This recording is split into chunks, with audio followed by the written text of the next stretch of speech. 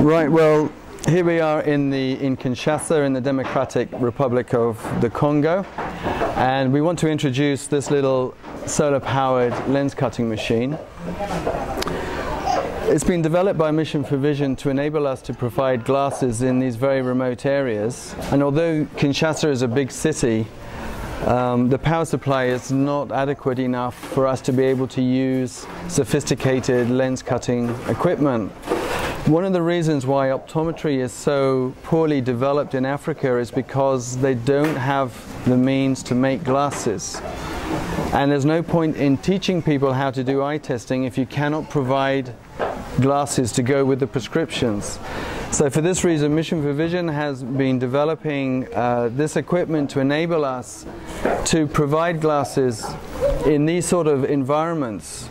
And that way we can then have the ability to teach people and train people to do refraction and eye testing. And so we're just trying the machine out. This is its second trial run here in the Congo. And as you can see, the machine is very small. We actually brought it in as hand luggage on the aeroplane. It has a very small battery, which is 24 volt. You can use car batteries, and you could just put two car batteries together and they would work. And these batteries can be charged using solar panels. The machine itself sits on top of a little water tank, which is just a box that you can buy off the shelf. And the water is pumped using a small little 24 volt pump. From the water comes out of the tank through the tube at the back onto the cutting wheels here. We have two cutting wheels, one which cuts the lens down to the correct shape, and the other is to put the bevel on to enable it to fit into the frame. Everything is manual. We cannot employ any sophisticated computerization in this, because in a place like this we wouldn't be able to maintain such equipment. So it has to be very simple so that if things go wrong, it can be repaired in location. We have the lens former on this side of the lens arm assembly here, and this will determine the shape. So you put the former into this side of the machine, and we then place the uncut lens into the lens holder right here. And we just make sure it's nice and firm. And we just give it a couple of turns, tighten it up, and then we place this clip on the screw there to stop it from unwinding while we are operating the machine.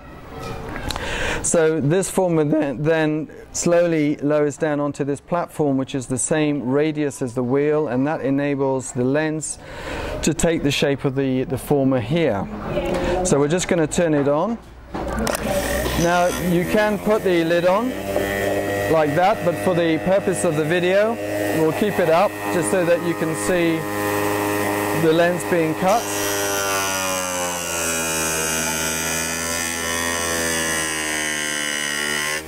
This process may take 2 or 3 minutes,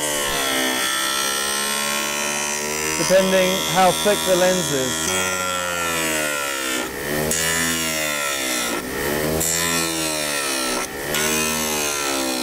So it's doing quite well.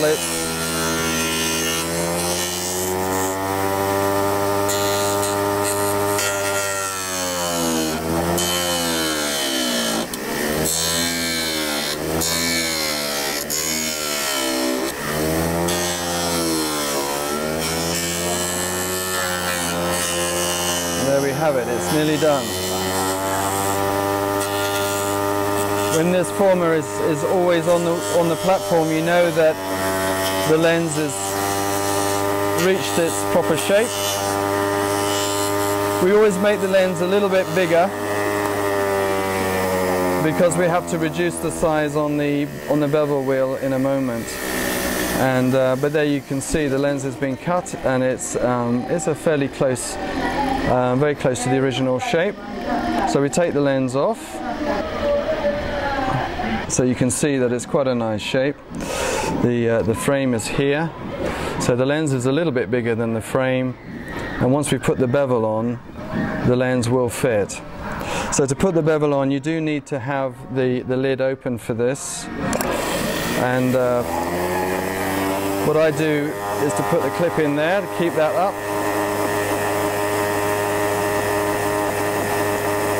And just keep that from sliding, and then you can take the pad off. And this takes a lot of practice. This is perhaps the hardest part. But once you've done about half a dozen glasses, you get really quite quick at doing it.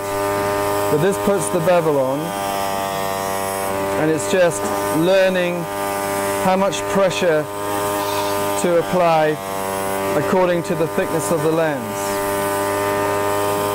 So we just keep doing that until we arrive at the right size.